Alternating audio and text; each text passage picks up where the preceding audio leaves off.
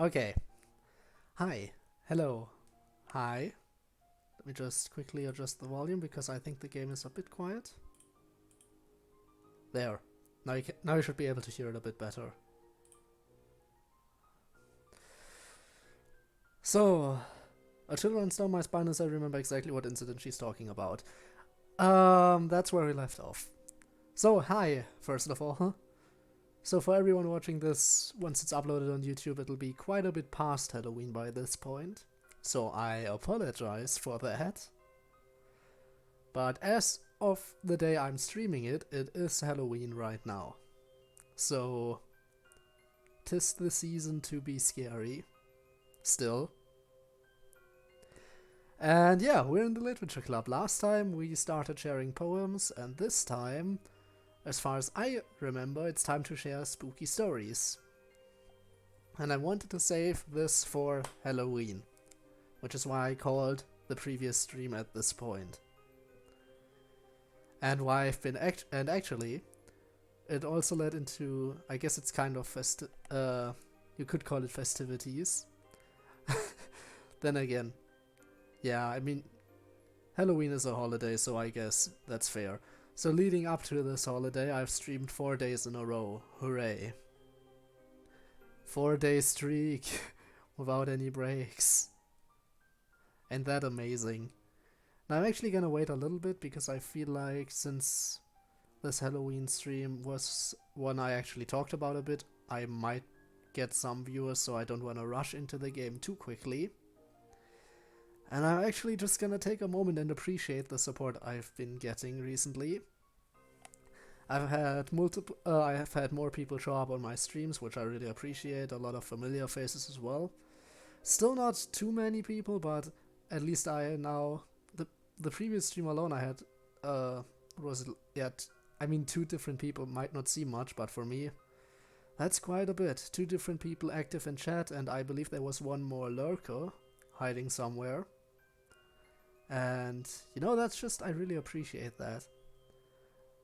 Also, one thing I might also want to talk about here is that for you know, again, this is coming on kind of late, but the day I'm streaming this is one day before I'm gonna finally upload another reaction video. Now by the time you're seeing this on YouTube, this has already been the reaction video has already been uploaded, but yeah, it's finally time. Which, by the way, tell me if you still enjoy my reaction content, or you would like me to focus more on gameplay. I am always curious to know what people think. But yeah, not just that. During the time of streaming this, I've already picked out 2 more videos I want to react to, and I've already made preparations for one of them. So stuff is happening now once again. It's been a while since I've reacted, but now I have a little bit of template to grab from. Not a lot, and it's not really entire series I'm gonna have at my disposal here. Actually, it is 3 different series, but they won't be releasing episodes that quickly. Alright, so I think I'm gonna wait till the 5-minute mark to start, which is like 1 more minute. I know that usually you wait a little bit longer, but oh well, what can you do? Also, if I remember correctly, Natsuki had a nickname. A nice little nickname, Natspooky. But she's the only one who got a nickname, which is kind of sad. Now I would like to think of nicknames for the other girls, but I can't really think of anything, sorry. I'm not very creative when it comes to nicknames, and I know that's probably not a very good thing. But let me think about it for at least a second anyway. Monica's a witch, I can't really think of too much of a wordplay there. Yuri a vampire. Vampiri? I have no idea. Yeah, let's just leave the nickname talk and get into the game now. I remember I wanted to go out and investigate. I was scared it was a toddler in danger. But you didn't let me. You were too chicken to... Hey. Okay, we were just in a rush. But anyway, pretty creepy, right? I guess I can kinda see what you mean about babies crying being creepy. I was a bit scared myself. Looking back, I'm glad you convinced me not to go. Guess being a wimp has its perks, huh? Yuri, Sayori, and Natsuki all laugh. Monica, however, looks like she's been slapped in the face. Guys, do you not realize how lucky you were? Huh? Oh god, you have no idea. What? Sayori, did anything seem a bit off about that baby's cry? Sayori scrunches up her face in an attempt to recall. No, not really. Well, it did sound a bit repetitive though. Oh, so it's was it some sort of serial killer that used that to lure in people and that made it on the news or something? Like, the cries didn't change much? Monica's voice shakes as she replies. Guys, that's what serial killers do to lure out young women. I can't help but burst out laughing. What, pretend to be babies? Come on, Monica. You had me going for a second there, but you kinda ruined the punchline. She looks straight into my eyes. No, Code. They record a clip of a baby's cries, hide the speaker in a dark place. They prey on women's maternal instincts, because they know they are attracted to the sounds of infants in distress. The laughter dies on my lips as a cold, sickening silence takes its place. Oh my god. That's why the cries didn't sound natural. They just recorded a small segment and replayed it over and over. It all makes sense now. The unnatural cries and the dark alleyway. The meticulous, calculated effort to ensnare an unsuspecting victim. Wait, hang on. Didn't Miss Kasumi go missing around that time? Miss Kasumi used to be Sayori, used to teach Sayori and I a long time ago. What happened to her exactly? Sayori shrugs. We were told that she moved away suddenly to work in a different part of the country, right? People used to spread really scary, horrible rumors about what happened to her, but they don't really make sense. Hang on. She had a child of her own that year, didn't she? Oh god, she did. And my parents wouldn't really discuss her if I asked. They were super dismissive of the whole thing. I always wondered why. Oh my goodness. Wait, you guys actually believe that? Everybody looks at Natsuki shocked. Oh, come on! There's no way you guys almost walked into a trap? Besides, that's just an urban legend. What happened to that teacher then? She just disappeared, and Code's parents refused to talk about it. I don't know about you, but that just seems pretty convenient for this story. Well, maybe some things are better left off unanswered, huh? Although I do hope Sayori and I are just misremembering. Well, on that cheerful note, how about we move on to the next story? I'd like to know Natsuki. My story? Wait, was that my story or Sayori's story, or did that count for both of us? That's certainly an interesting tale to tell here. Alright. Natsuki, do you not have one? Hey, I never said that. I do, but it's just... I got it off the internet. I don't like horror. So if it's bad, it's not my fault, okay? Natsuki clears her throat. Anyway, it's about these two friends named Aoi and Nariko. Basically, there was a rumor going around their high school about people seen going in and out of an abandoned house on the outskirts of town.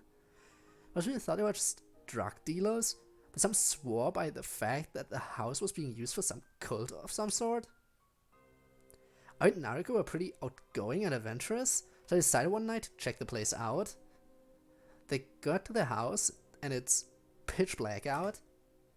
Luckily, Ao had brought a flashlight for the two of them. Nariko, on the other hand, brought a knife with her just in case they ran into any trouble. They go inside and the place reeks. We're talking Code's room level of stink. Thank you. I appreciate the sly remark you had to leave here. Hey! Everybody bursts out laughing. You know, lightening the mood a little, probably not so bad. Was that really necessary? Sorry, I had to. Anyway, they go around for a bit. They find the door to the basement, the stairs to the second floor, things like that. Finally, they go into the kitchen and find the source of the smell. There's some weed on the table and it looks to be recently used. This confirms Aoi's suspicion that it's just a drug dealer and she wants to leave. Nariko, on the other hand, still wants to snoop around for a bit. They get into an argument with each other, with Nariko calling Aoi a coward because she thinks Aoi wants to leave since she's afraid of all the rumors. Then Nariko goes, yeah, well, if you're not afraid, then go down into the basement. Aoi gladly accepts and walks to the basement door. As soon as she opens it, she feels a sharp pain in her back, and before she can react, she gets pushed down the stairs. She tumbles down the stairs, and once she hits the bottom, she realizes that she can't feel her legs. Her vision is blurred, but she can barely make out a figure standing at the top of the stairs with a knife. Was it the friend?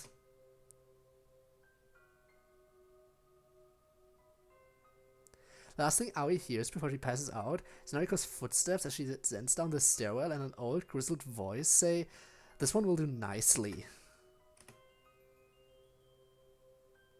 The very next day, Nariko and Aoi call in sick. It's kind of a shame, really, because they miss out on all the talk about how someone heard strange animal-like growls coming from the old abandoned house on the outskirts of town. So yeah, hope you liked it or whatever. Okay, interesting ending. What happened to Nariko and Aoi in the end? They didn't die, did they? Use your imagination. Nice story, Natsuki. Cults usually provide good fodder for horror stories. Indeed, I've read quite a few novels involving cults. Doesn't Portrait of Markov involve something like that? Something similar, yes. Speaking of Yuri and horror stories, how about you go next, Yuri? Me? Alright then. Give it your best shot. You're walking alone one pale autumnal night. The moon is graceful, casting her light down below the snowdrifts. As you continue down your path, something shambles behind you. You turn around to look for what it might be, but all you see is a cluster of leaves rustled by the pale air. Slowly returning, you notice the light in every house around you going out, then flickering before fully extinguishing. With tentative steps, you advance toward one of them to investigate. Just as you reach the window, you hear something snapping behind you. A broken twig is all that remains. Uncertainty floating around inside your head, you unconsciously start walking faster, away from the suburbs. Eventually, you find solace in silence, the only sound being your heartbeat. It's quiet. Nothing bad seems to be happening now. In fact, nothing at all seems to be happening. Confused, you look around to see that you're in front of your house in the street. No one is stirring, nor are there any lights. Hang on, I need some water. Need to hydrate.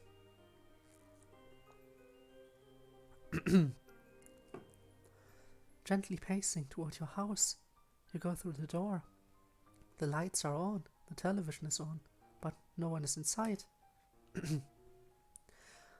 This is unusual. You were expecting your parents to be home tonight. Had they gone out without telling you? No, that couldn't be.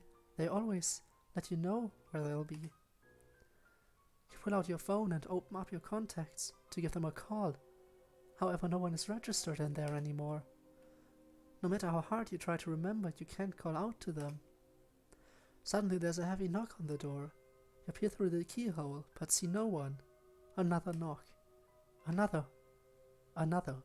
Oh no, she's doing the creepy face. Yuri, stop doing the creepy face. You're not supposed to be doing the creepy face. You cautiously open the door, but there's still no one there. No one, anywhere. How did this happen? Why are you alone? In the piercing silence. Silence so loud it fills the air. You do not know, and there isn't any way for you to find out. That's it? What a dumb story. Nothing even happened? Where were the scary monsters and stuff? Well, it's terrifying in its own way. The fear of the unknown and stuff. And the fear of being alone. Yep, figured as much. There is no greater fear than the unknown, Natsuki. Sharp claws can be prepared for. Enigmatic silence cannot. What's more fearful, something you know is coming for you, or feeling safe, where you're in fact not? Quite a somber note to end your story on, Yuri. We can always count on you for a good horror tale, huh? Anyway, I'll go next. Although, a scary story. Now that I think about it, I don't think I've come up with a ghost story before, huh? I haven't read too many horror stories either. Well, I guess that isn't a surprise. Monica, you're forcing me to hydrate again.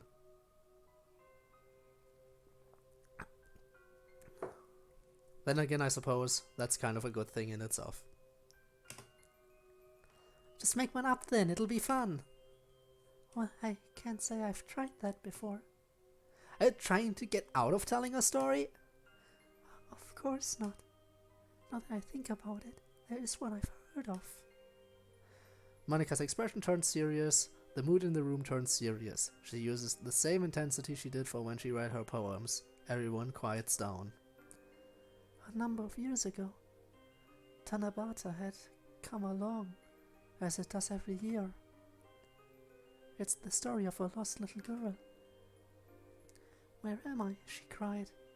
She cried and cried, hoping desperately she could find someone to help her. But the little girl was alone. Nobody could hear her. But just as all her hope seemed lost, she heard a voice. Isn't the night wonderful? The girl looked up. Where before was nobody, was now a man in an elegant yukata. He wore what looked like a no mask, but was completely blank. Behind the man stood a stall, masks and lanterns of all sorts hanging from it. How rude of me, the man admonished himself. Welcome, dear customer. Your heart seems unhappy. Why not take a look at my wares? The man said as he gestured to the masks behind him. Please, take one that will bring a smile to your face. Take one, by the way. Another mistake in the text box here. Or it was supposed to be take one that will bring a smile to your face. The girl looked at the masks. There were ones that looked frightening, ones that looked strange, ones that looked exotic, and many others. What about your mask, mister? The girl asked. I'm sorry, but this mask is very special. It's not for sale. The girl looked sad. I like that mask. It looks really cool. The man laughed softly. It has been called many things, but this is perhaps the first time it has been called cool. Would you like a fruit? The man asked, picking one from the tree behind him. They're sweet and delicious. The girl reached to take it, but the man pulled his hand back. Ah, they're not for children. The girl was confused. But just tonight it should be fine, he said as he offered his hand once again. In the festival of the night, children can become adults and adults become children. Is that true? Asked the girl, and the man assured her it was. The girl took the fruit and bit into it. It was unlike anything she had tasted before. It was almost overwhelming, but the flavor was wonderful. It's good, the girl said happily. The man laughed again. I'm glad you think so. There's plenty, so please eat all you like. As she ate, the man took down a mask. What about this one? The girl took the mask. It looks like me, but she looks like a princess, the girl said in awe. Do you like it? Please take it. But what about money? Asked the girl. I don't need money. Instead, I would like to be friends. Is that okay? Of course, the girl agreed. From now on, we're friends. I'm glad, the man said with gratitude. Why not put on your mask? The girl did so. She was overcome with a strange feeling. Why is it? She asked. Ah, at last. Long I have dreamt of this moment, my dear, my Eve, my old friend. The man smiled beneath his mask as he spoke, as the light of the stars began to fade. For it is the festival of the night where children become adults and adults become children, let it be known. Another unconventional horror story, I see. Huh. Interesting. Okay. Yep, I guess monsterless horror stories are more popular than you'd think. I rather like the mysterious tone myself. It's very reminiscent of the style of Asian horror stories. You guys have a weird sense of what's scary?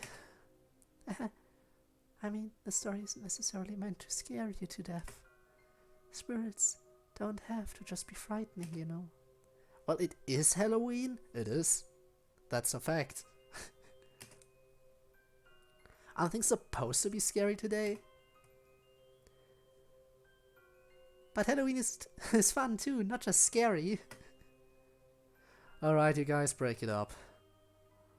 Let's just all agree to disagree again. Monica smiles gratefully at me while Natsuki shoots me a disgruntled look.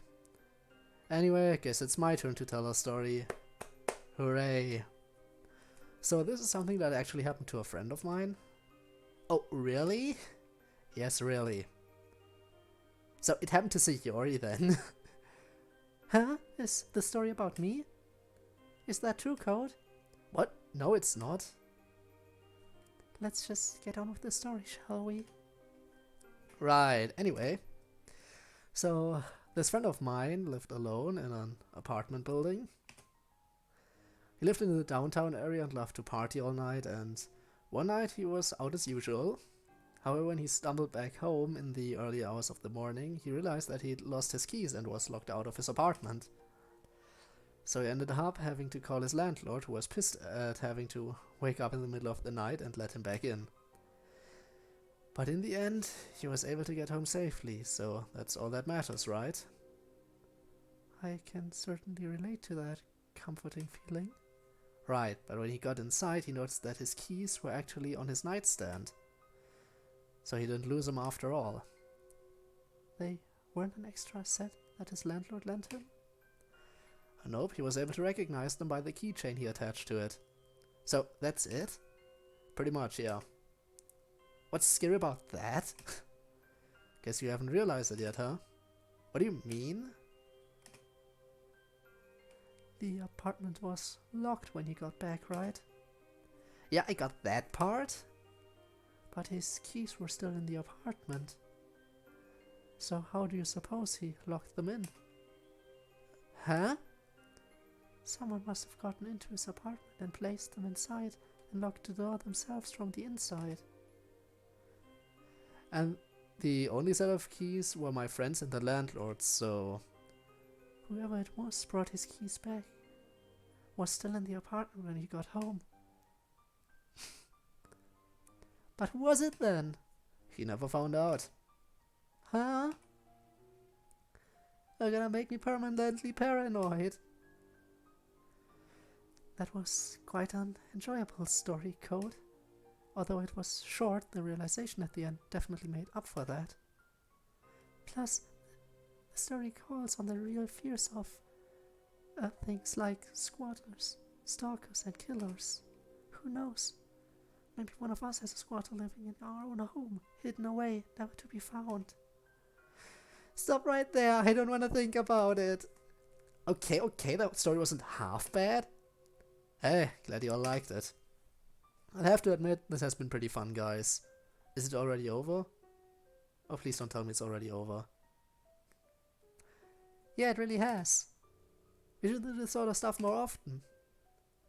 Say Yori, Halloween only comes around once a year? Oh yeah. If I may make a suggestion. We all turn to look at her. Well, as it's fitting for the mood, would you like to try the Kokuri-san game? Huh? What's that? Oh, that Ouija board thing? Pfft, isn't that just some urban legend? Only if you believe it is, Natsuki. Ouija board stuff, huh? On one hand, although it's not very hard to scare me, I'm a bit skeptical about ghosts. Although I've heard from a lot of people that messing around with the dark arts is a dangerous business. I mean, we're in a dark school late at night with no one else around. If we really did open a portal for a malevolent spirit to enter our world, who knows what could happen. I'm in, mainly just to extend this Halloween theme a little bit longer. Nah, that's a bit too far-fetched. At least if the spooky ghost kills me, I won't have to do that math homework I've been procrastinating for a week.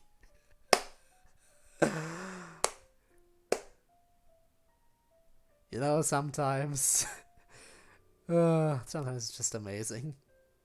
Sometimes it's amazing how relatable they can be. And Mr. Timothy, hi. Just like you. Welcome to the stream, by the way. And yeah, procrastination. Everyone loves it. Seems a lot more tempting now. Can you tell us some more, Yuri? Of course. So, Kokuri-san is the name of the spirit who will summon. The name comprises 3 animals: a fox, cock, a dog, ku, and a raccoon, ri. Each animal represents something different. For example, the dog is loyal and protecting, while the fox is a trickster or a teacher. You can ask Kokuri-san different things. You can ask who loves you, whether you'll become rich, etc. Hang on? You can ask anything? A devilish smile crept across her face. Please spare us. Why don't we ask Kokuri-san when we're going to die? Yuri looks aghast, nervously fiddling with a strand of hair. Natsuki, there are questions you shouldn't ask, and that's one of them. Nah, come on, Yuri. Who the fuck writes etc. out? Well, that's an interesting question. I don't know. I suppose it depends on what exactly you're writing. But yeah, usually you don't write it out. Nah, come on, Yuri. That's the perfect time for it. I don't think you really realize what you're getting into.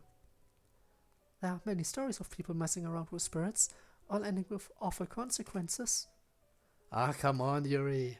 Besides, it's part dog. If it starts trying to possess someone, we can just throw a stick for it. Also, it's a Shinto spirit, not a demon or ghost. Not Spooky is the one wearing a bone outfit. And we all know dogs love bones. Okay, so Not Spooky is gonna be the main victim this time, huh? So it's just her who has to worry. Natsuki would have made a wonderful Medusa with a death glare like that. Well, seeing as we've already broken in and have some illegal contraband on our hands. She shoots a wink at Yuri, who ducks her head down, blushing. Adding an animalistic wraith into the mix. Well, might as well. Yay, that's a spirit! Was that a pun? Was that pun intentional?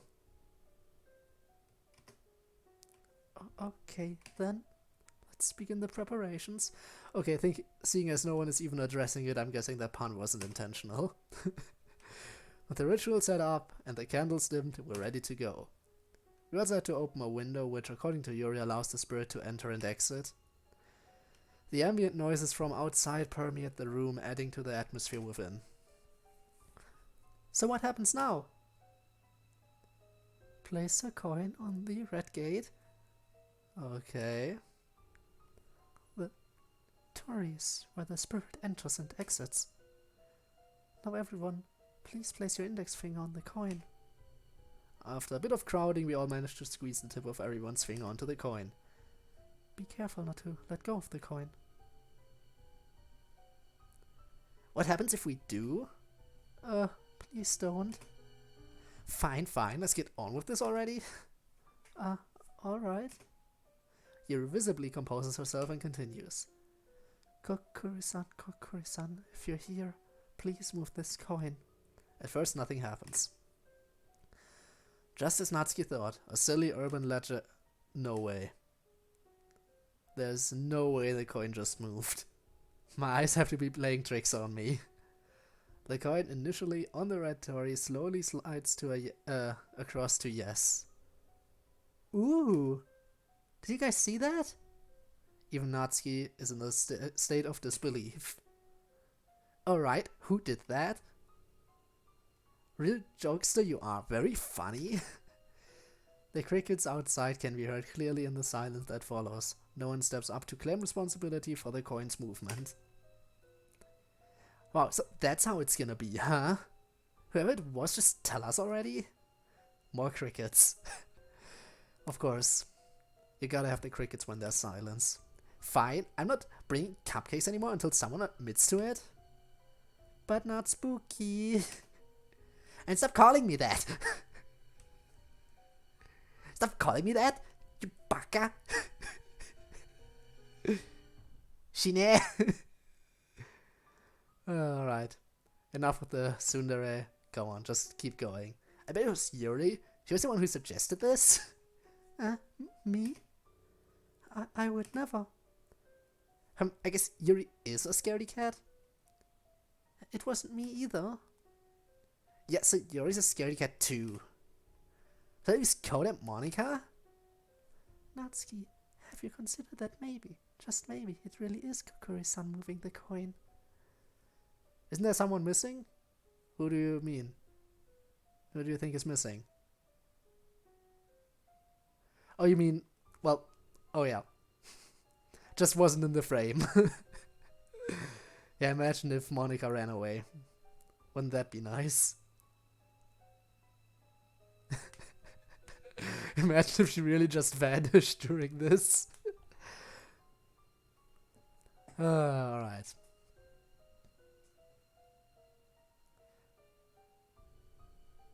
Actually, hang on a moment, I just realized something about their costumes. I've mentioned it for Natsuki, that it's fitting, because she's completely malnourished, and she's wearing a skeleton outfit, because nothing but bones and all that. But I just realized that the other ones are also kind of fitting. Because Yuri is going as a Victorian-era vampire, pretty much, and when it comes to blood, she knows a lot, because she's constantly constantly cutting herself and bleeding. As for Natsuki, she's going as a spooky cowgirl, and oh boy, she does know a lot of stuff about ropes tied in a loop. Ain't that right? And as for Monica, the diabolical witch, who originally altered everything, like magic, altered the entire structure of the game. How did I not notice all those connections earlier? I mean, I noticed the Natsuki I noticed Natsuki's connection to her costume, but not anyone else. I really should have thought about that more. Well, now I realized it, and you know what? Now the costume designs just come across as even better. No, where was I? Right. Natsuki, have you considered that maybe, just maybe, it really is Kokuri-san moving the coin? Yeah, right. There's no such thing as ghosts. Kokuri-san is a spirit, not a ghost. Same difference. Well, all I have to say is that I didn't do it. Natsuki's skeptical glare causes me to hurry on. But I know that there's got to be some sort of scientific explanation for this. I can't seriously be witnessing the paranormal, can I? Okay, Einstein, what's the scientific explanation for this then? I'm working on it.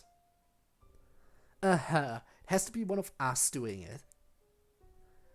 I know. Why don't we ask Kukuri-san if something that Code and I couldn't have known?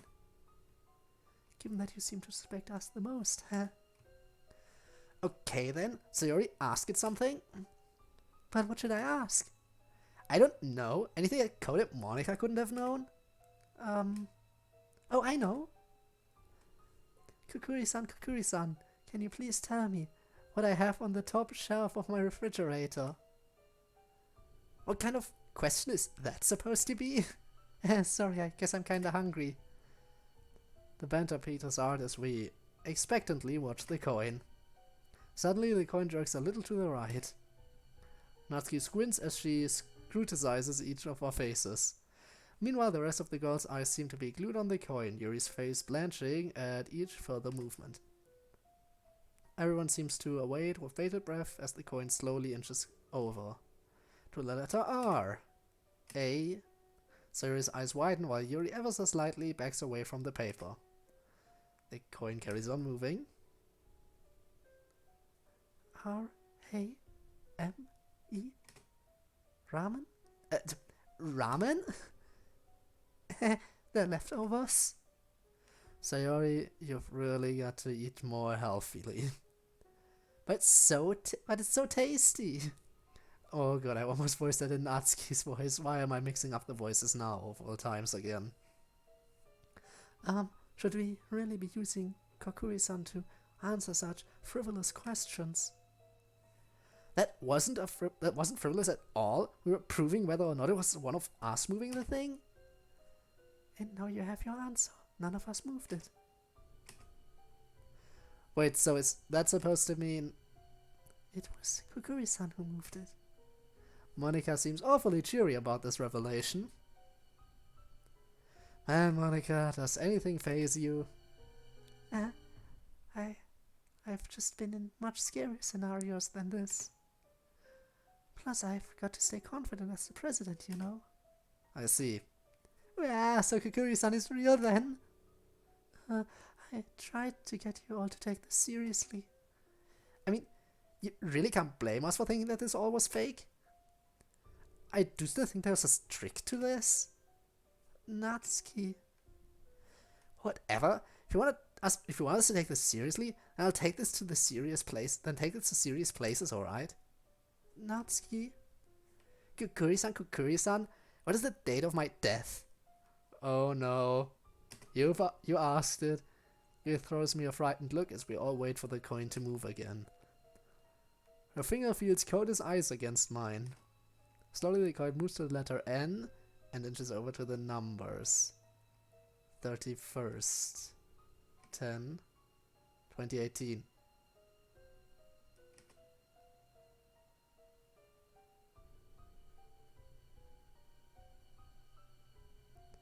Okay, how fun. So this is taking place in 2018. I guess it's taking place in 2018. That's today. I don't like this anymore, guys. Some questions are better off not being answered. That can't be true, right? Kokuri-san, what about the other girls in this room? Thankfully, no one's asking about me, because I'm not one of the other girls in this room. So I'm fine. I'm safe. The coin doesn't move. I'm gonna go to the bathroom. Don't you want to know the date of your death? Yeah, like some piece of paper and a coin is gonna tell me that. You looked pretty scared earlier. Shut up. As I move away, Yuri gasps. Code, we haven't properly finished the game yet. There's a certain procedure. There's no point. He's already broken the finger on the coin rule. What do we do? Sorry, Yuri, I'll come back to help you guys finish in a bit. You better hurry up, Code. Whew. Okay. So we were doing some sort of ritual. I broke the procedure, which, let's be honest, if you're dealing with dark arts, might cause you to be cursed. And now I'm going off alone. Completely alone in a dark, empty building. Without any of the others. after just breaking procedure on some dark ritual. I'm not very smart, am I? Finally out of the club room. Can't believe that game actually scared me. Although I'm curious to know who it was who rigged the game. Had to have been rigged, right? The bathroom is pitch black when I open the door, save for the faint moonlight glinting of the bathroom mirror. The contrast between the darkness and the shining glass dazzles me for a moment until I notice it. The dark figure within the glass that's standing completely still. Please tell me I'm just looking at myself and not dealing with some curse. The urban legends that I've heard of involving mirrors begin to rush to my head. Some instinct inside me stops me from moving, as if doing so would stop me from being noticed. I don't even dare to take a breath. As my eyes start to water from the lack of oxygen, the figure in the mirror seems to start wavering as well. Yeah, I'm just looking at myself. Crap, crap, crap. Can't take it anymore. As I bend over to take a wheezing breath, the figure ducks down as well. Is that my reflection? Scanning my surroundings, I quickly jump to the light switch and flick it on as fast as possible. The fluorescent light overhead flickered to life, confirming my suspicions.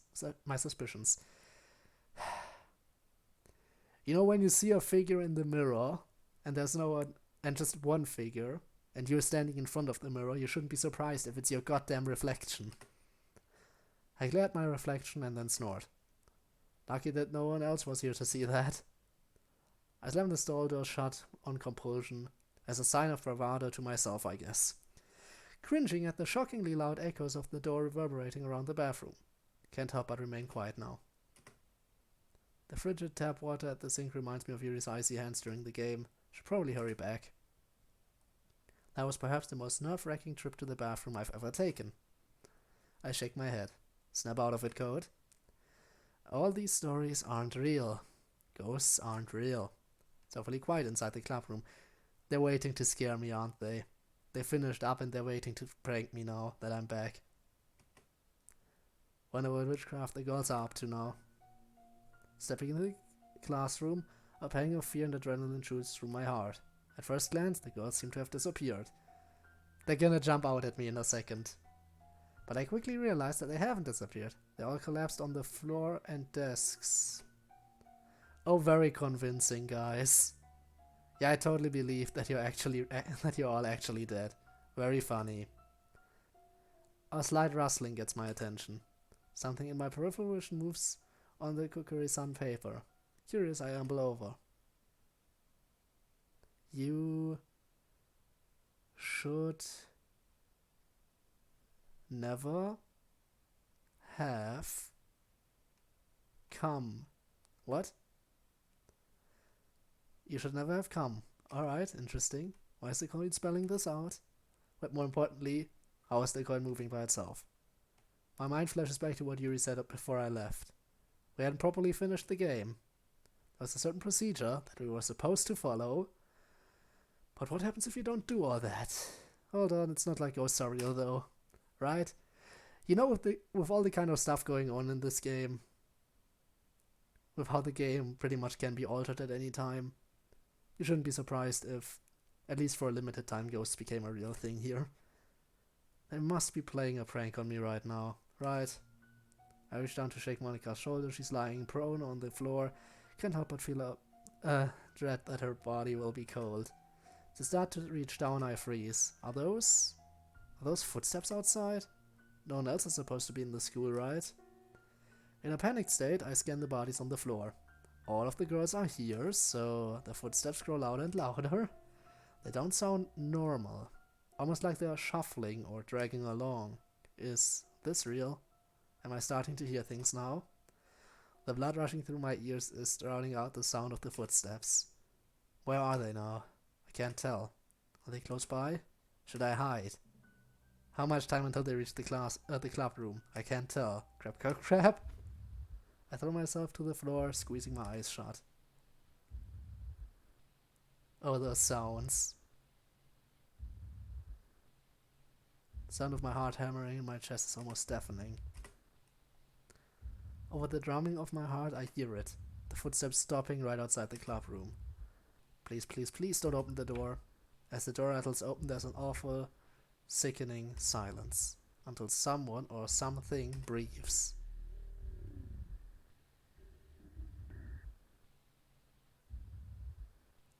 Fun. Some kind of raspy gurgling. In a low, deep vocalization, something that sounds off, as if someone had warped the sound in a computer program. As I've said, this can all be done in this game's world. Something completely and utterly unnatural that raises the hair on the back of my neck. Po, po, po. I feel absolutely paralyzed. My muscles are tensed, my jaw aching from clenching it shut in nervousness. But if I relaxed, the adrenaline running through my body would immediately give me away with my trembling. As the sweat trickles down the side of my head, I hear it drawing near. What about Po? Po, po, po as in poetry? A warm moisture settles on my neck as if someone were breathing over me. I dare not even breathe. The idea of breathing in the fetid smell of its breath nearly triggers my gag reflex. Am I just imagining this? I can't be, can I? I can't think of any way that this could all just be a simple prank. There's no way any of the girls could have manufactured this. Being that feels wrong to its very core. The temptation to satisfy my curiosity and look at whatever's hovering over me is almost overpowering. But an instinct deep within demands that I keep my eyes shut. Can't help but feel a dread that something horrific will happen if I look up. All I can think to do is pray for this thing to go away. Please go away, please go away, please go away, please go away. Maybe this mantra can help me drown out the sheer fear I'm feeling. While soundlessly chanting my mantra over and over in my head, I realize that the room has gone quiet. Suspiciously quiet. It's too soon to move, isn't it? I give it 5 more minutes until I peek out at the room.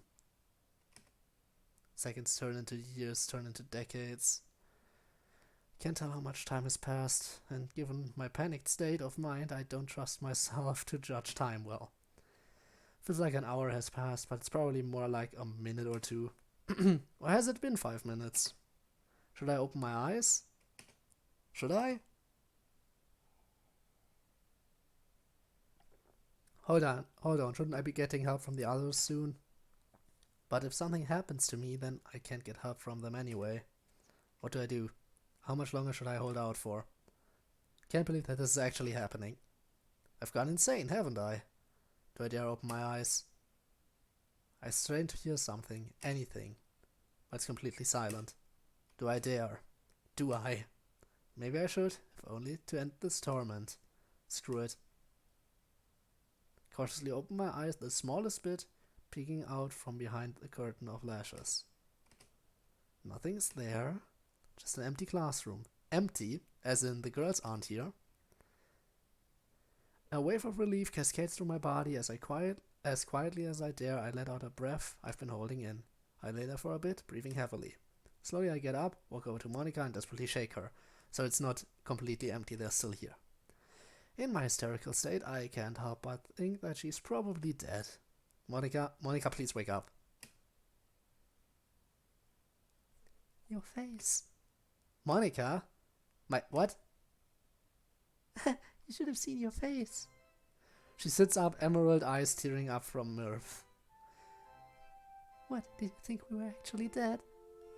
But, okay, quick question, how did they... They had a recorder set up outside the door and that played the footsteps, right? And then once I closed my eyes, someone just went and opened the door and then decided to breathe down my neck. That seems like what they might have done. You know what? Gotta hand it to them. Did they plan this out beforehand? Because I sincerely doubt that they could have planned this in the short trip to the bathroom. Her laughter fills the room as the other girls also sit up. I'm sorry for scaring you twice in one night, Code. But as you said, it is Halloween. This whole thing, it was just a prank. The board, the footsteps, the... Of course. Yuri told me about the Kokoro-san, about Kokoro-san a week before Halloween, so I was able to rig the answers. It wasn't a ghost or anything like that, dummy.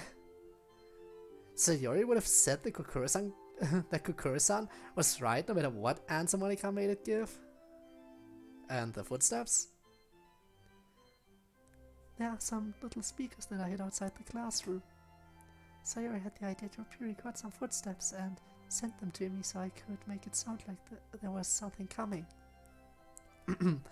Okay, Monika, you're very mean. Everyone is pretty mean to me. Why did you decide to pick me as the target of this? Why not anyone else? Just because I'm the newest member and the only boy in the club? Is that it? That's probably it. I sigh as all the tension leaves my body. At least there was a rational explanation for all this. As the other girls laugh, I can't help but join in. Yeah, they got me fair and square. Okay guys, I'll admit. Well played, you got me good. I'm curious though. How did you get another person to agree to this? Huh? What do you mean? Come on guys, the game's up, I know it was just a prank. No seriously, what do you mean? are you really gonna keep up the joke? You know, the guy who came inside while I was on the floor? He was all gurgly and raspy and kept making these noises. Like he was saying, well, I'll sound dumb, but when I tried to mimic him, it was something like, po. Code, what are you talking about? We didn't ask anyone to help us out. After all, we couldn't take the risk of having someone report that we trespassed. Indeed, Monika's ruse was simply to rig the Kokoro-san ritual and use the speakers. Who are you talking about? As far as we're concerned, they were the only ones at the building. What? You guys are completely serious now? The girls all nod at me. The only thing I did was deliberately moving the coin around while I was touching it and rigging the speakers. Nothing else? That's right. Sayori, you swear that you're telling the truth? I am! Sayori would never lie to me like that, so that means... Wait, so you guys didn't hear it? They all exchanged looks of bewilderment. Am I actually losing my mind? Like Yuri said, I'm pretty sure it's just us in the building. You're honestly telling me you didn't hear anything? The girls share a look of alarm. Code, relax. There was nothing there. It's okay. Yeah, even if there was some spooky ghost, I would have kicked its butt. The tinge of humor along with Sayori's reassurance helps me calm down a little. I'm not exactly convinced, but if the others didn't see or hear anything and they were in the same room, they must have just imagined it, right? Okay, everyone. It's getting late. Let's clean up and call it a night. I used to think that I'd grown out of Halloween, but today made me realize that anyone can enjoy it. Horror can be fun. Maybe I'll talk to Yuri about that stuff. You okay? Huh? Yeah, I'm good. I was just thinking about the Ouija board and that thing really got to you, huh? I was a little scared too, even though I knew Monika was behind it all. Anyway, I'll see you in school tomorrow. Good night. See ya, Sayori. As I turn and walk home, I can't help but laugh. Yeah, those girls got me good. I never saw that coming. And the bit where the coin was moving by itself was really good too. Wait, Monika only said that she rigged the actual ritual. Not that she moved the coin around afterwards. Not to mention, there's no way she could have moved it when she was on the floor. The coin, the entity. So, does that mean... I take it back. I hate Halloween. Well, that was a fun experience. Now Halloween is pretty much... No, this should be the last of the Halloween event, right? Man, it's late in the morning. Should we do one more day? Why not? Let's do a little bit more. A little bit of non-Halloween themed stuff, just a bit. I'm glad that there's no school today. Hang on, they said they'll see me tomorrow. Did we skip ahead a bit again? Feels weird sleeping in this late from doing something besides playing games. I was up until at least 1 in the morning just reading. It isn't incredibly often, but I found myself reading more lately. It started when I found that I was getting tired of playing the same games over and over. The monotony of just logging in, playing, winning some but losing more just felt so unsatisfying. Well, there are some people who I'd like to play with every once in a while. We hardly talked about anything except games. Hang on a second, this is a little bit louder. Let me just decrease the volume here a bit.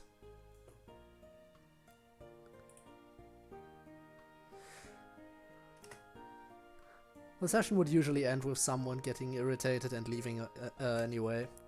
With books, on the other hand, I can open and close them even at school and pick up where I left off.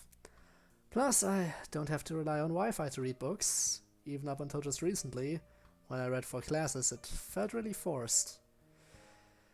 I still feel that way when I have to read something dry and boring like a textbook.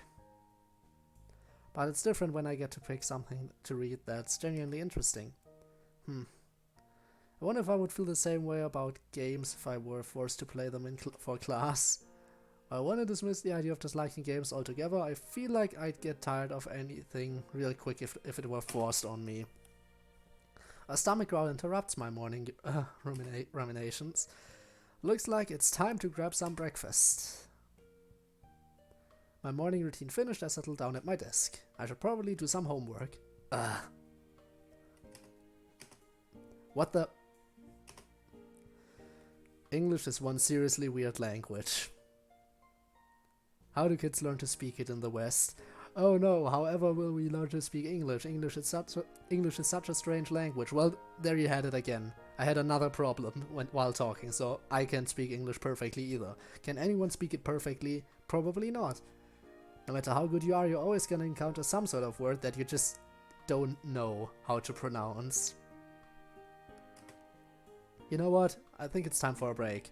Most of my homework is done anyway, so it seems like a good time to take a walk. Man, the gray clouds are really looming today. Hopefully it doesn't rain. Although, where am I going? I don't really have a destination in particular. I guess I'll just walk around for now and see what catches my eye. We're gonna encounter Yuri again, aren't we? I end up wandering your shopping center. Wait a minute. Looks like there's a bookstore here as well. We're gonna go in it. Maybe I can ask Yuri to check it out with me sometime. But in the meantime, a sweet smell catches my attention. It smells like freshly baked pastries. I wouldn't mind grabbing something sweet right about now. It seems like a quaint little bakery's the culprit of the fragrance permeating the air. And are those Sayori and Natsuki sitting outside?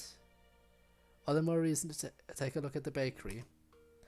I was hanging out with them once before, in a small restaurant. I believe it was in a cafe. So, interesting to be hanging out with those two again while eating, or drinking, or whatever. Hey guys, fancy meeting you here. Oh, new outfits. New outfits, hooray. Huh? Oh, hi Code. The two of them are seated in a small corner table, Natsuki holding a couple of cream puffs to herself, rather possessively, while Sayori munches on 3 giant cookies. This seems like a pretty nice place. Yeah, it's one of my favorites. Some really great sweets, like the vanilla cake. And the giant chocolate chip cookies are super yummy. Sayori practically unhinges her jaw to take another bite out of a cookie. I'm surprised to see you out of the house. What brings you here? Stalking girls in your free time? Nah, the scent of sweets called my name. Plus, I need to take a break from homework. There's only so many equations that I can look at before my head starts spinning. Not to mention, English as a language is a nightmare to learn. It is not. It is not. If you think English is a nightmare to learn, then what is wrong with you? Well, then again, I guess everyone has their own strengths and weaknesses, so who am I to judge? Seriously? I don't get why we have to learn stuff like Algebra 2 and Calculus? Unless if we're doing something really math-related for our jobs, I doubt we'll ever be using this stuff. Or at least English is pretty useful. I mean, I guess. Hey, why don't we grab something to eat already? Sounds like a plan. I glance up at the menu as I make my way to the counter. Looks like this place has a variety of teas as well, including oolong tea. Should really learn about other types of tea too. Oolong is the only one I know Yuri drinks. Nevertheless, I'm sure Yuri would like this place. On top of teas, they have cakes, donuts, croissants, bagels, pastries ranging from sweet to sour, and pretty much everything bread related. I guess I'll just have chocolate cake and orange infused black tea. They have some chocolate brownies that look really good as well, but with my exercise habits, they're probably way too rich for me. I set my tray down with a clatter once I get back to our table. So what'd you get? I went with the chocolate cake and black tea. Not Yuri's oolong tea then? Yeah, to be honest, I think it's still a little too bitter for me. All tea is bitter. It's only good after you add tons of sugar in. It's definitely an acquired taste. On another note, this cake looks really good though. The chocolate cake is thick and dense with 3 layers of different kinds of chocolate in between the cake. Just looking at this is giving me a sugar high. And I called the brownies rich. On the other hand, the tea is rather bittersweet, with the hint of orange cutting through the bitterness of the tea. As I pick up my frog, I notice Sayori eyeing my cake. To be fair, it is a rather large slice. I take a chunk of it with my fork, trying to balance all the layers on it. Taking a bite, the sweetness is not as overwhelming as I thought it would be. Instead, it feels like it's incredibly thick, the dark chocolate enveloping my tongue and the fudge melting in my mouth. The girls look at me as I grin like an idiot. You're making such a funny face, Code. Yeah, really funny looking. Hey. This is some good cake, Natsuki. Sayori keeps on staring at the cake. Sayori, you want a bite? Of course! She takes her fork and takes a huge chunk out of the part that I didn't touch. You want some too, Natsuki? Are you sure? Come on, you want me to get fat trying to eat all of it by myself? You're already out of shape as it is. No need to have you packing on the extra pounds. She takes a chunk out of the cake and eats it. If you eat some more, maybe you'll be as big and strong as me someday. Yes, I'm a big strong man. Masculine. The pure masculinity just dripping off my body. Alright. You're stuck between wanting to insult me and taking her time to chew so she doesn't choke. This feels pretty satisfying to watch. Sayori, on the other hand, has been awfully quiet. Sayori? Looks like Sayori took another chunk of my cake while I was focusing on Natsuki. Her mouth's filled with cake.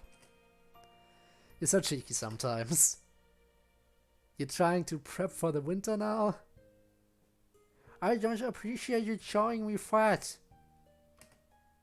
So, chew your food. Sayori, chew your food with your mouth closed like a normal person? A moment passes and Sayori finishes the mouthful of cake. I would like it when you call me fat. Sayori, you literally have 3 giant cookies in front of you and I let you have a chunk of my cake already. Scratch that too. She already knows how to put food away. At this rate, you might as well sign up for the sumo club while you're at it. They have a sumo club? I wouldn't be surprised if they did. And if they don't, you could be its captain. But then I'd have to leave the literature club. Yeah, I think I'll pass. Besides, who'd wanna watch a bunch of dudes in skimpy belts push each other around inside a ring? Sounds super gross and sweaty. It's a respectable sport, but I have to admit it's not my cup of tea either. Not really my field of interest. I'm pretty sure you have to have a fair amount of master to do it as well. Or at least from what I've seen on TV, seems like a lot more than fat people having a shoving contest. Plus, you need to have good balance if you don't want to fall down and lose. Maybe you should write a sumo-inspired poem if you like it so much. Two men in a ring. A battle of wills and pride. Guts overrides fear. I give a mock bow. That's better than what I expected from you. Far from being as good as one of my poems, though. Did you make up that haiku on the spot? Nope, I heard it on a show. Yeah, totally. Definitely a Code original. The way Natsuki shoots me a glare doesn't reassure me that they're convinced. Anyway. Guys, don't forget to hydrate, it's very important. The cake was pretty good. Or the parts that I heard were good. Hey, I should get going soon. Got exams to study for? You could say that, yeah. She looks off to the side, obviously not thrilled with going home to study. Looks like I should get going too. So, do you want to walk back home with me? Sure, that sounds fun.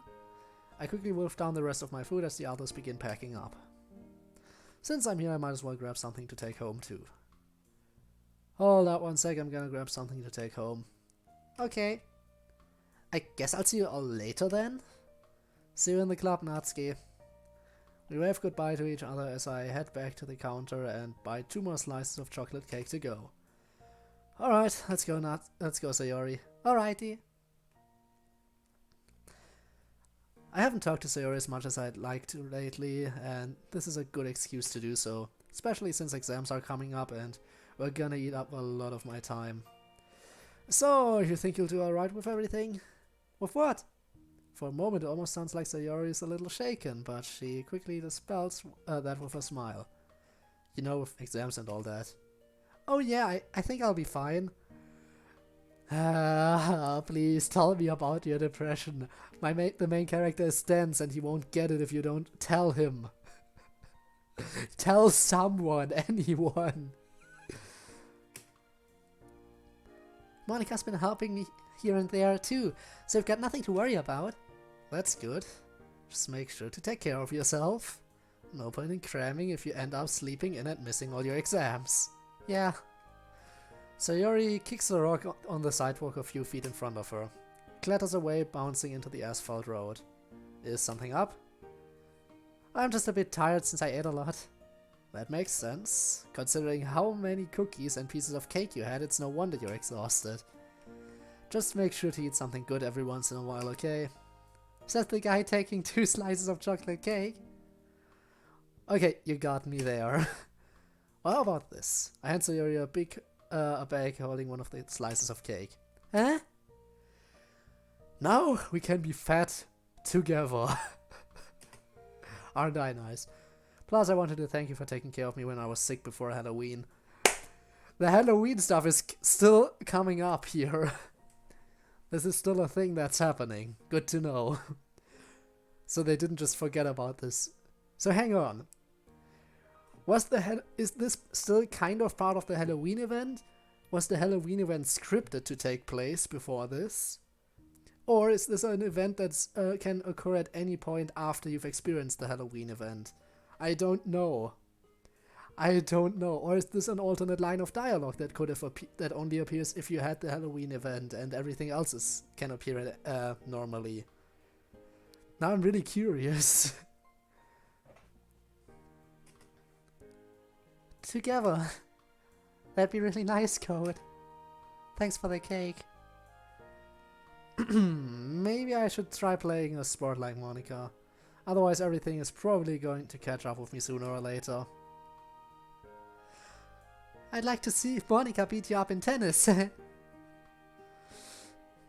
We arrive in front of Sayori's house. Considering how she's looking so glum, she must be having a stomachache. Oh well, she'll be fine once everything gets digested. Just please stop being so dense and realize that she's depressed. Please, just realize it. I'll catch you later, Sayori. But I'm gonna guess the main character is super dense and will only realize that she's depressed if we're actually on her character route. If we're hanging out with anyone but Sayori, then he's not gonna realize. See ya! I sigh as I head back into my own house. Well, back to the grind. That was a quick day. That was a really quick day, especially considering that the previous day spanned across 2 streams. I mean, this one and the previous one took out about almost an hour in this stream, and the previous stream, I don't know how long it was. Oh my god, that guy, he's appearing again. I didn't expect to actually see that guy again. Oh, right, now I gotta remember what voice I had. And with so many Reich marks floating around, hyperinflation became a real issue. Money was more or less useless. Like Monopoly money? I suppose that's one way to see it. We'll call it there for now, guys. We'll call it there for now, guys. I believe that was the voice. This is the 3rd time that character has appeared, and I think I might have given him a different voice every single time. But maybe not. Maybe I've actually fallen back into the correct voice every time. But just part of me feels like I never give him the same voice. On to more important news. Yeah, it's time for lunch. I quickly check my bag. Ah, goddammit, of course I forgot my lunch. With a sigh, I start making my way to the vending machine in the hallway. A soft tap on my shoulder causes me to spin around. Hey, Code. Yo, Sayori. Wanna come sit with us? She motions back to Monika and Yuri sitting to the side. Where's Natsuki? Is she not here? They're all carrying their own lunch boxes. From my stomach's grumbles, I'm pretty sure it's jealous of them. Also, didn't Yuri say she likes to eat alone? Why is Natsuki the only one not present for this group meeting? Oh well, I appreciate getting to spend more time with Yuri. That's after all who I'm after. Maybe a good conversation with them can help distract me from my hunger. Sure, sounds good to me. A few minutes later, we find ourselves on the roof, waiting on the rooftop. Fair enough. I mean, it's a nice view, but still. Didn't expect us to be eating up here. I don't know what makes the roof such an attractive lunch spot. Maybe it's the refreshing breeze. Either way, I'm pretty glad that no one started locking up the roof door yet. Huh, that's strange. Where's Natsuki? I've been wondering that too. Oh, she texted me and she says she wasn't feeling very well, so she didn't come in. Anyway, how are you holding up with exams coming up? While I'm not thrilled with the whole idea of exams, I think I'll do well enough on them. What about you guys? With any luck, I'll do well. Cram school sure helps keep me on track. Monika, you don't even need any luck. You're probably gonna be the first in our year as usual. And the probability that your grades are purely based on luck is infinitesimally small. Thanks for the support, guys. How are you doing with your studying, Yuri? You know how it goes. Studying isn't the most absorbing activity in the world, but we do what we must. Yuri, I'm surprised that you actually dislike reading something. Well, it's just because I don't complain, it doesn't mean that I like it. There are plenty of books that I dislike for one reason or another. Like what? Just books that are poorly written or clumsily thought out themes. It's kind of weird that Yuri actually dislikes something other than manga, that is. Anyway, what about you, Sayori? How are you doing with your exam preparation? Sayori looks away, her half smile not exactly emanating confidence. I think I'll do fine. Some of my classes are pretty easy for me, like Japanese. Let me guess, you're not so excited for the STEM subjects. Yeah. I'll be fine though. I just gotta study some more and it should be okay. Well, that's good. Out of the corner of my eye, I catch Yuri staring at me. Not one to back down though, I turn to stare back at her. What's up, Yuri? She quickly looks down, her face reddened. Nothing. I noticed that you didn't bring your lunch. Oh, that's because I don't have one today. Huh? Did you forget your lunch again? Hey, what do you mean by forget? It's not like my mom packs my lunches anymore. Why didn't you buy anything then? Huh? Lines would probably have been too long. Guess you're starving today then, huh? Yup, guess so. I sigh. They've all unpacked their own lunches already. The food looks all the more tantalizing given that I have nothing in front of me. As expected, Yuri's brought homemade bento, while Sayori has 2 rice balls. Meanwhile, Monica packed what looks like a club sandwich. Man, this is torture. Hey, Code. The girls look at each other bemused. You go first, Yuri. Alright, Code. Would you like a bite of my lunch? I'm not very hungry anyway. Are you sure? I've gone without lunch before, you know. I said that, but I'm still hoping that she shares her lunch with me. That braised pork belly in her bento looks delectable. Yes, I'm sure. Here. She picks up a bite of food using her chopsticks and offers it up to me. Huh? Are you gonna feed me? A startled look flashes over Yuri's face. Did she really not realize what she was doing? Too late, can't take it back now. I chomped down on the mouthful of food that Yuri's holding.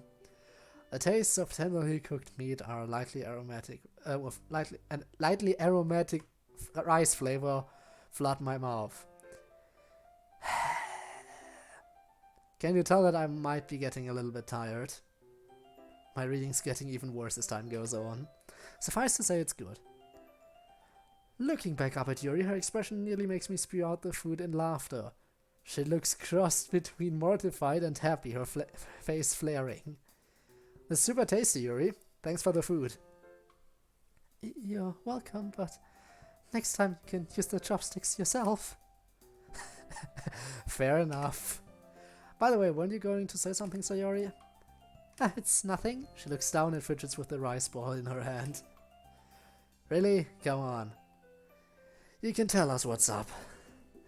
I forgot. Anyway, what you thinking about, Monica? So she forgot, huh? Normally she'd let it go. Normally I wouldn't let it go so easily, but since Yuri and Monica are here... Sorry, I kinda zoned out back there. What'd I miss? Yuri shared some of her lunch with me. And he said it was good. Surprisingly, Yuri looks quite pleased with herself now. Oh, and she fed it to me.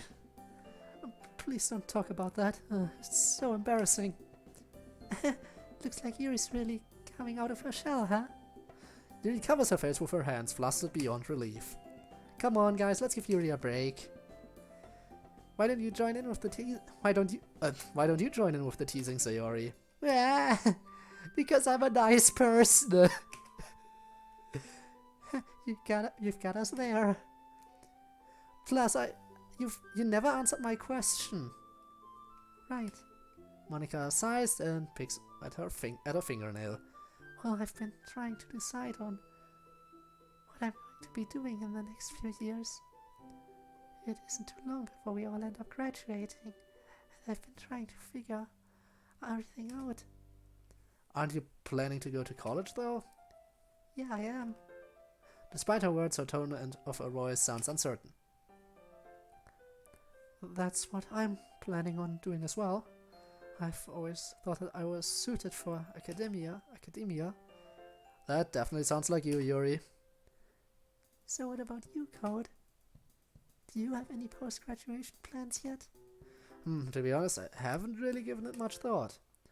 Now, I can't really say I have a solid idea of what I'll do at the moment. Fair enough. We're only second years after all. Maybe I'll check into something to do with literature. Good answer. Monica smiles playfully as she says that. If you ever need any more literature recommendations, you can always come to me. I'd be more than happy to help prepare you for a future degree in literature. Sounds good to me. So what about you, Sayori? Huh? I don't know. I haven't really thought about it. Maybe a teacher? That's a respectable profession, inspiring the next generation.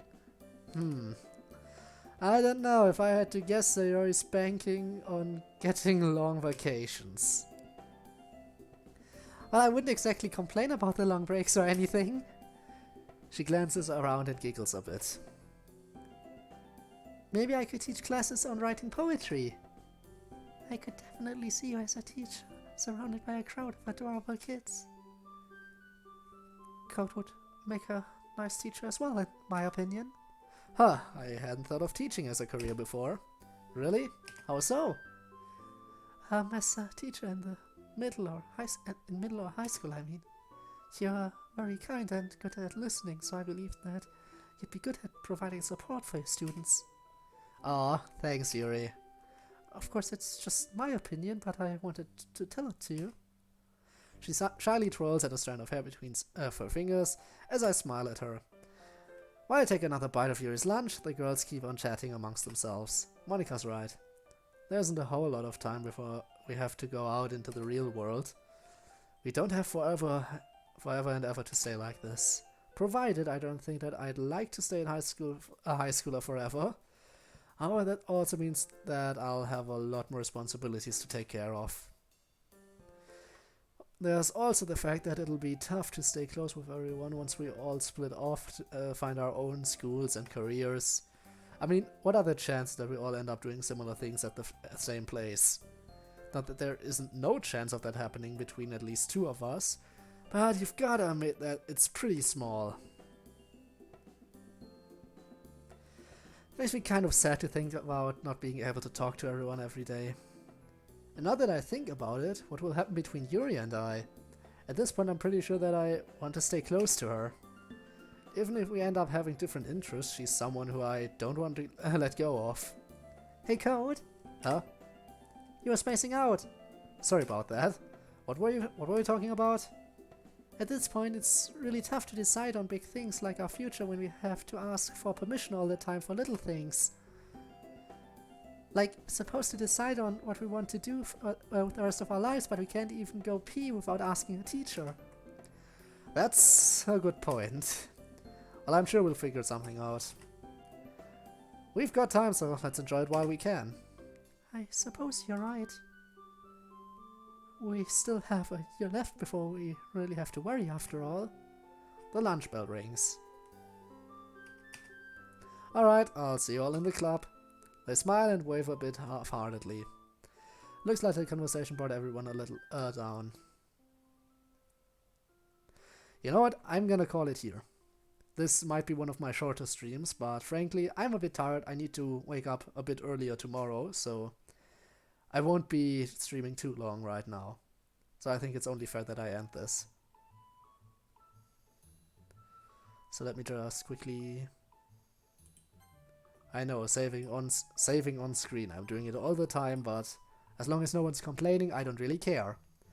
So, I need to wake up kind of early tomorrow, so I'm gonna call my stream a little bit shorter today, so I can actually get some rest before I go out into the world. But yeah, and after that, well, overall I'm gonna be a little bit busy in the near future, a little bit more busy than I was before. So the number of streams is definitely gonna decrease from now, which is why I'm happy that I got to stream 4 days back to back, just to get some extra content in before it kind of decreases a bit in number and length. But I really appreciate you coming by for this stream, and I seriously hope that everyone enjoyed it. Both the people watching on stream, which I think was only one person, but still.